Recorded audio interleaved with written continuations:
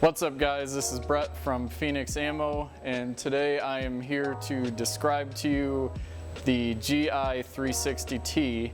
And if you're wondering what that is our automated checking machine for ammunition.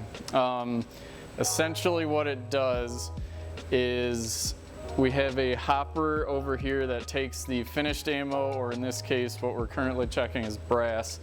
It feeds it up from the hopper into an elevator, dumps it down into a spinning bowl which orients the parts correctly.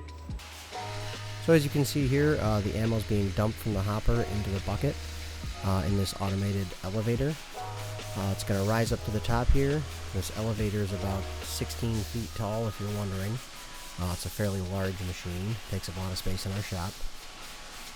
It's going to dump down this track here, and all that's going to go directly into this hopper, which is going to start to spin. And as it spins, it's going to force the rounds up a track. And right here, you're going to see this blower. Any rounds that aren't oriented with the primer forward are getting blown off. We program this for each round so the camera can tell when it's oriented in the right direction. As you can see, it can do it extremely quickly. In this next little shot here, you're going to see all of them coming down the track, primer oriented correctly and ready for inspection by the rest of the machine. And then the first station they get to is a camera that essentially takes a picture of the primer and the entire head of the case, which is looking for errors in the primer and case head itself. It's looking for dents, scratches, upside down primer, missing primer, all the stuff that's going to cause, malfunctions. This is just a quick shot of them getting lined up in the track and going down, and the primer camera taking pictures of them. Like Brett just explained, this is going to help us detect upside down primers, missing primers, anything like that.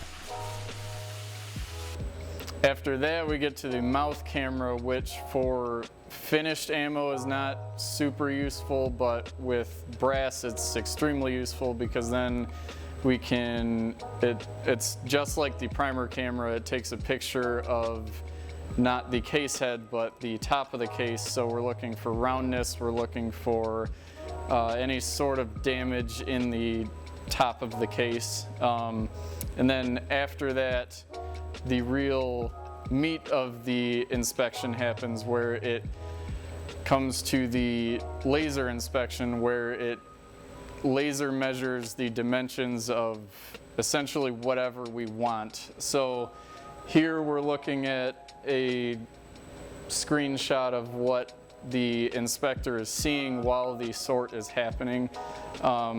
These are all a couple of the dimensions that we're looking at. What's nice about this program is it shows us a histogram of what info we're getting, so we can see if we're getting a nice and even distribution, as you can see with some of these. If it's way off and we're getting a lot of strange divergences, I guess, well, that gives us the info that maybe something's wrong, maybe we need to recalibrate. And specifically with the lasers, that's what takes the most setup, because we have to recalibrate the machine to measure what we're trying to find, and we recalibrate every lot. Okay, so what you can see here, like Brett was just explaining, all the rounds coming down the track, getting lighted by those LEDs, and then that big black box in the middle there has all the laser sensors in it. So that's what's actually doing the measuring of all the rounds. We're measuring things like the bullet diameter, the case head, the overall length, basically any dimension externally that you can see on there. You can see a lot of them listed on the screen here, and you can see how quickly it's doing it. You can see all those photos of the primers popping up, and the pass-fail happening. After that comes the case vision camera, which is a really cool system of 8 cameras that are spread around the case, and the case actually takes a jump in the track and it takes a photo from 8 different locations all at once, so you have a 360 view of the case. And with that one, it's looking for dents, cracks, any weird discoloration that might not be desirable. So as you can see here, these are the 8 cameras that are positioned around the case. You can see them flying through the air there, and it's taking a picture all the way around the case, so we can see anything that's wrong with it. And once it's done with the case inspection, that is the last station where it's getting checked. And at that point, you're reaching the flipper area, which essentially diverts each part to whether it's good or bad. And what's remarkable about watching this happen is the rate at which it's going, because with 9mm specifically, you can see speeds of up to 400 parts per minute. So seeing that flipper decide what's good and bad is kind of black magic, if you ask me. So this is kind of the end of the line. Obviously the rounds that are going off on the right side of the screen there are going into the reject bin, and the ones that are being dropped onto the conveyor belt are the good rounds that are going to go up into our bagging system.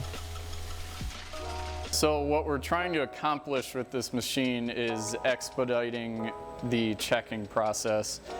And in doing so, we can tighten up the tolerances to the point where we're getting quite a few rejects, sometimes upwards of 20–25%, which might seem like a lot, but that doesn't mean we're just throwing that out.